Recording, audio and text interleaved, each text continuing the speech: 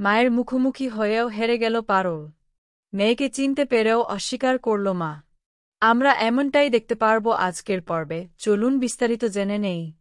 আদিবাসীরাই পারুলকে ওই জঙ্গলের ভেতর থেকে উদ্ধার করে নিয়ে যায় নিজেদের ডেরায়। আর ওই আদিবাসীদের মধ্যে রয়েছে পারুলের মা। সেখানেই পারুলের মা নিজের হাতে পারুলের সেবা যত্ন করে, পারুলকে ওষুধ লাগিয়ে দেয়, তাকে সুস্থ করে তোলার চেষ্টা করে। অজান্তেই নিজের মেয়ের জন্য টান অনুভব করতে থাকে পারুলের মা। তিনিও বুঝতে পারেন না তার কেন পারুলকে এত আপন মনে হয়। ওদিকে পুলিশ পারুলের খোঁজ করতে করতে আদিবাসীদের ডেরায় এসে পৌঁছেছে, যেখানে পারুলকে রাখা হয়েছিল। পারুলের মা তো অন্য দলের সঙ্গে যুক্ত, তাই জন্য তিনি পুলিশের হাত থেকে বাঁচার জন্যই নিজেকে আড়াল করে পালিয়ে আসে।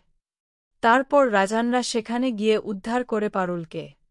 সে তো অচৈতন্য অবস্থায় পড়েছিল, তার গায়ে ধুম জ্বর। সেখানকার আদিবাসী লোকজনের কথা শুনে তারা জানতে পারে পারুলকে আম্মা নামের কোনো এক মহিলা বাঁচিয়েছে, সেবা শুশ্রূষা করেছে। রাজান তো পারুলকে নিয়ে অস্থির হয়ে পড়ে। বারবার একই কথা বলতে থাকে সে পারুলের কিছু হতে দেবে না। তারপর পারুলকে হাসপাতালেও নিয়ে যাওয়া হয়। পারুল তো অজ্ঞান অবস্থাতে মায়ের কথা বলতে থাকে বারবার।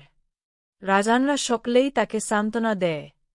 হাসপাতাল থেকে যখন পারুলের জ্ঞান ফিরে আসে তখন সে রায়ানকে জানায় ওই আদিবাসীদের মধ্যেই তার মা আছে।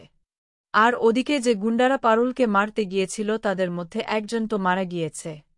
আরেকজন এসে শিরিনদের সাথে দেখা করে। সে গোটা ঘটনাটা জানায় শিরিনের মাকে।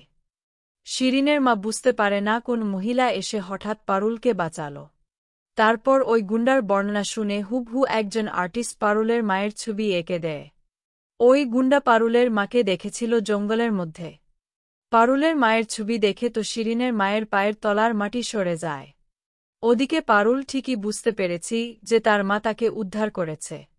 দেখা যাক এবার কি হয় আগামী পর্বে।